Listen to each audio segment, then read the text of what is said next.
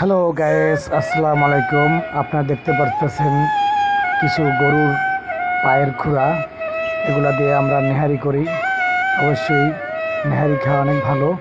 যাদের এই ক্যালসিয়ামের অভাব আছে, যারা বসলে ঠিকমতো উঠতে পারেন না, বা ঠিকমতো হাঁটাচলা করতে কষ্ট হয়ে যায়, নলায় সমস্যা হয়ে যায়, কারণ হাড্ডিতে ক্যালসিয়ামের অভাব। আশা করি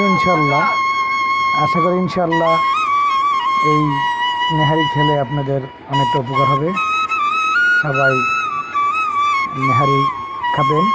অবশ্য যাদের প্রেশার বেশি তাদের কম খেতে হবে, বেশি না। যাদের লো প্রেশার তাদেরকে খাওয়া অসুবিধা নাই।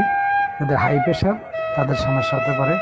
তবে ভালো একজন দিকগুলোকে জানে আপনার খেলে ভালো হবে ইনশাল্লাহ। ঠিক আছে, ভালো থাকবেন।